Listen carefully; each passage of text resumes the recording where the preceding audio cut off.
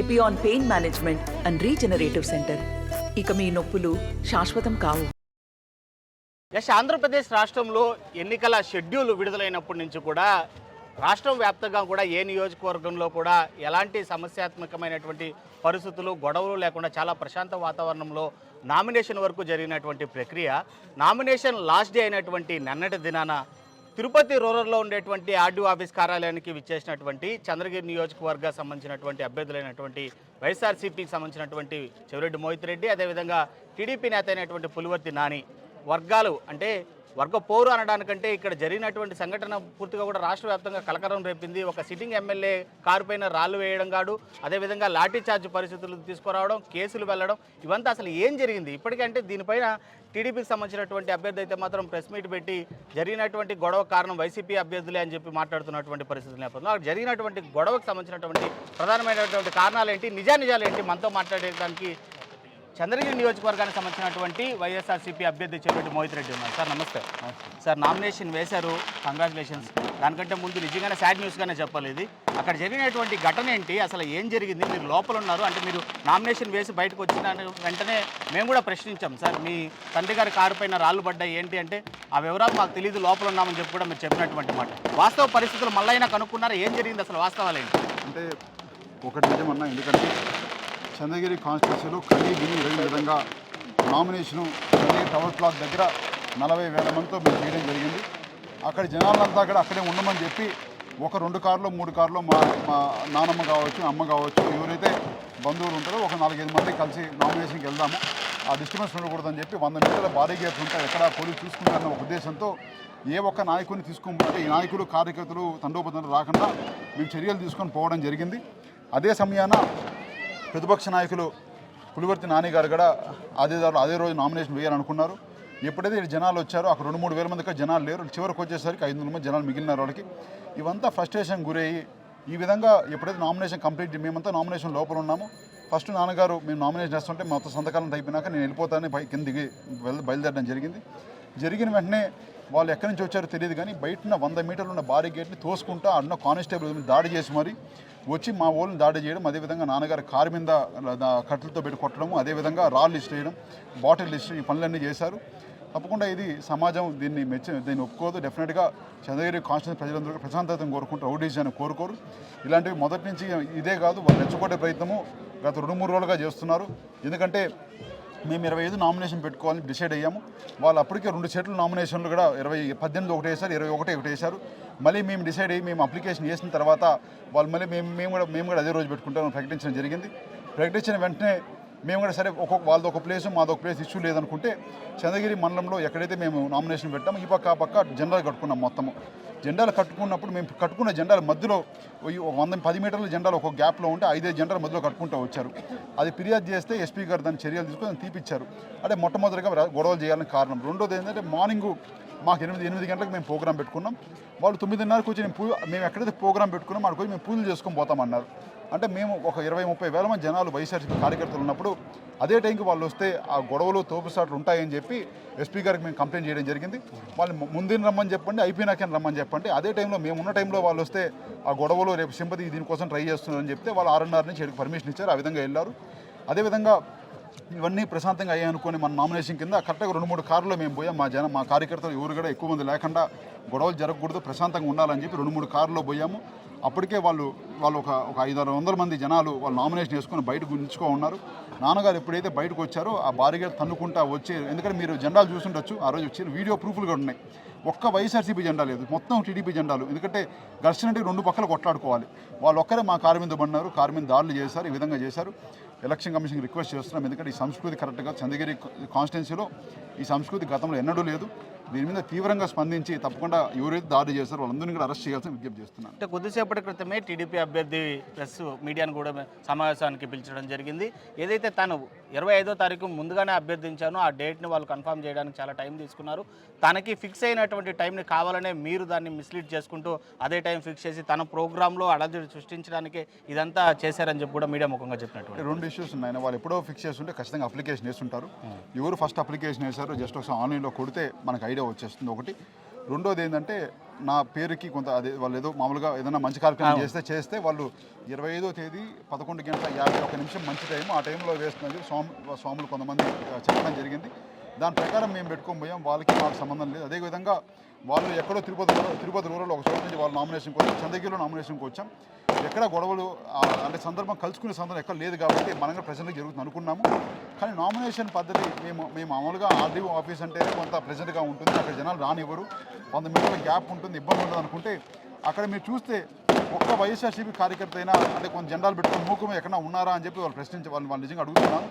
అదేవిధంగా ముగ్గురు కార్యకర్తలు వైఎస్ఆర్సీపీ వాళ్ళు అక్కడ నిలుచుకొని మా వాళ్ళు జస్ట్ బయటికి నిలుచుకొని చూస్తూ ఉంటే వాళ్ళ మీద దాడి రావడం, వాళ్ళని చితకబాడడం, అదేవిధంగా మా ఎమ్మెల్యే గారు నాన్నగారి మీద వాళ్ళు దాడి కంటే ఒక కారు మీద దాడి చేయడం, రాళ్ళు ఇస్తేయడం, అంటే విపరీతమైన ఫ్రస్ట్రేషన్ ఉన్నారు. ఓడిపోతామని చెప్పి వాళ్ళకి ఏం చేయాలో తెలియక జనాలను చూసి వాళ్ళ ఆ భయభ్రాంతులతో ఈరోజు ఈ దాడి. వైఎస్ఆర్సీపీ నేతలు అక్కడ ఉన్నారు, టీడీపీ జెండాను లాగి కాలుతో తొక్కారు, దానివల్ల వీళ్ళు ఫ్రస్ట్రేషన్ అయ్యారు అని అతను చెప్తున్నట్టు. ఆ వీడియో, ఆ ఫోటో ఏదో ఒకటి ఉండాలి కదా సార్. నేను కూడా ఏదో చెప్పాను, నేను కూడా నాన్నగారు దాడి చేశారంటాను, దానికి ఒక వీడియోనో ఫోటోనో ప్రూఫ్ ఏదో ఒకటి ఉండాలి కదా.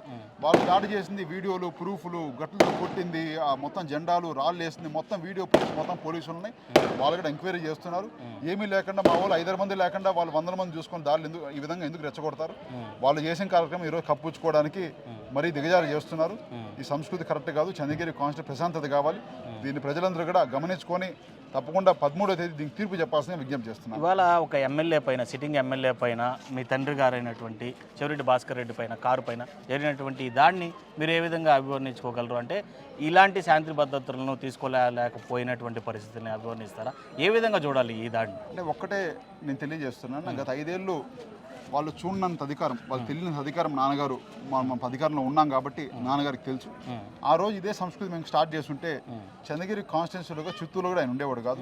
ఈరోజు నాన్నగారు ప్రెజెంట్గా ఉండాలి, గొడవలు జరగకూడదు, ఎక్కడ ఇబ్బందులు జరగకూడదు, ఎవరు పాటుకోవాలి, ఎవరు బతుకోవాలి. ఎలక్షన్స్ అనేది ఆ 2 రోజులు 3 రోజులు ఎలక్షన్ చేసుకోవాలి, కానీ మొత్తం 5 సంవత్సరాలు ఎలక్షన్ చేయకూడదని చెప్పి, గొడవలు ఉండకూడదని చెప్పి ఒకే ఒక ఉద్దేశంతో ఏ రోజు ప్రోత్సహించలేదు. దానికి ఉదాహరణగా ఏంటంటే మీకు 6 పోలీస్ స్టేషన్లు ఉన్నాయి చంద్రగిరి కాన్స్టిట్యున్సీలో. 6 పోలీస్ స్టేషన్ మనం ఒకసారి చెక్ చేసుకుంటే ఏ ఒక్క పోలీస్ స్టేషన్లోనూ ఒక్క టీడీపీ నాయకుడి మీద కానీ, లేకపోతే పులివర్తి నాని గారి మీద కానీ, వాళ్ళ బంధువుల మీద కానీ, వాళ్ళ కార్యకర్తల మీద ఈరోజు ఒక కేసు నమోదు కాల.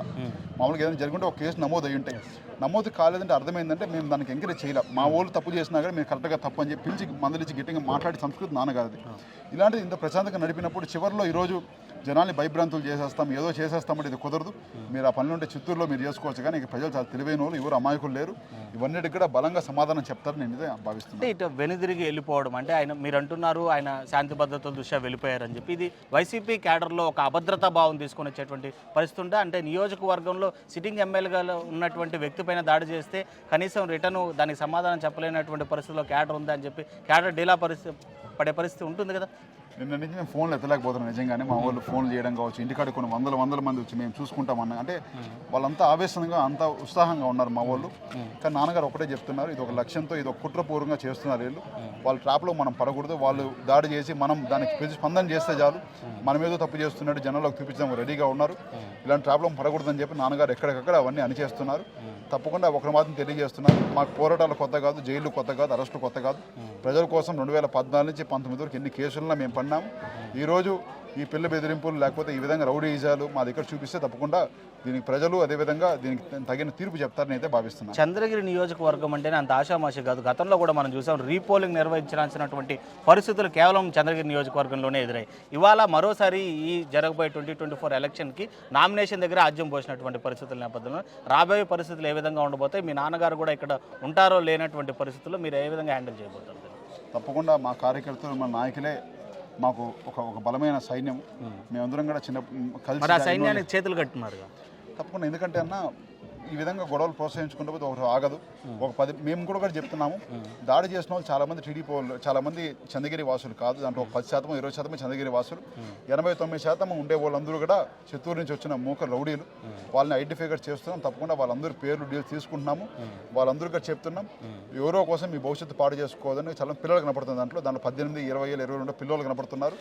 ఒకరు మాట్లాడడం కోసం రెచ్చగొట్టిన దానికి భవిష్యత్తు పాడు చేసుకోవద్దని, కేసులు పడి జైలుకు పోయేలాగుంటే మీ భవిష్యత్తు కూడా పోతుంది. తప్పకుండా ఇవన్నీ కూడా వాళ్ళ నాన్నగారికి రిక్వెస్ట్ చేస్తున్నాం, మీరు ప్రజలకి వెళ్ళి ఓట్లు అడగండి, లేకపోతే ఇంకో విధంగా మీరు ఎలక్షన్ చేయండి. దాడులు చేసి సాధించాలంటే ఇక్కడ సాధించేది ఏముంటే తప్ప ప్రజలు దీనికి బలమైన తీర్పు కూడా చెప్తానని తెలియజేస్తున్నాను. చివరగా ఈ అంశం నామినేషన్ రోజు జరిగినటువంటి అంశం పైన చంద్రగిరి నియోజకవర్గ ప్రజలకు కానీ వైఎస్ఆర్సీపీ సంబంధించినటువంటి కార్యకర్తలు అభిమానులకి మీరు చెప్పేటువంటి మెసేజ్? మా కార్యకర్తలు నాయకులకి ముఖ్యంగా ధన్యవాదాలు కూడా తెలియజేస్తున్నా. ఎందుకంటే ఇంత ఇన్సిడెంట్ జరిగినా ఎంతమంది నాన్నగారు ఒక మాట చెప్తే ఏ ఒక్కరు కూడా టెంప్ట్ కాకుండా, ఇష్యూస్ కాకుండా ప్రతి ఊళ్ళో ప్రశాంతంగా తీసుకువస్తున్నా. నిజంగా నేను కార్యకర్తలతో మేము పనిచేయడం నాకు అదృష్టంగా భావిస్తున్నా.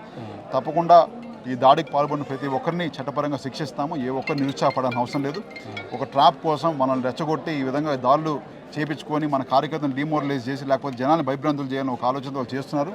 దీనికి తగిన విధంగా మే 13 తర్వాత వాళ్ళకి చూపిస్తామని తెలియజేస్తున్నాం. Right sir, thank you. So అది చూసాం, ఏదైతే నిన్న జరిగినటువంటి ఘటన, నామినేషన్ అనంతరం జరిగినటువంటి ఘటన పూర్తి స్థాయిలో కుట్రపూరితమైనటువంటి చర్య. ఇది టీడీపీ మోకలు కావాలనే ఏదైతే పులివర్తి నాని కొంతమంది వ్యక్తుల్ని చిత్తూరు నుంచి తీసుకొని వచ్చి ఇక్కడ అకామిడేట్ చేసి ఇక్కడ చంద్రగిరి నియోజకవర్గ రాజకీయాన్ని ఒక తప్పుదావ పట్టించే విధంగా చేసినటువంటి చర్యగానే మాట్లాడుతున్నారు. ఇటు ప్రభుత్వంలో ఇంత హై స్థాయిలో ఉన్నటువంటి తన నాన్నపైన జరిగినటువంటి దాడిని తన నాన్నే తలుచుకొని ఉండింటే మాత్రం ఖచ్చితంగా అరికట్టడానికి కాదు, అలాంటి వ్యక్తిని లేకుండా చేసేటువంటి కెపాసిటీ ఉన్నా కూడా అక్కడ వైసీపీ కార్యకర్తలను కంట్రోల్ చేస్తూ మరి వెనక్కి తీసుకునేటువంటి పరిస్థితి చెవిరెడ్డి భాస్కర్ రెడ్డిది. మేము ఎప్పుడు కూడా శాంతినే కోరుకుంటాం, చంద్రగిరి నియోజకవర్గంలో శాంతియుత వాతావరణమే కావాలని కోరుకుంటాం.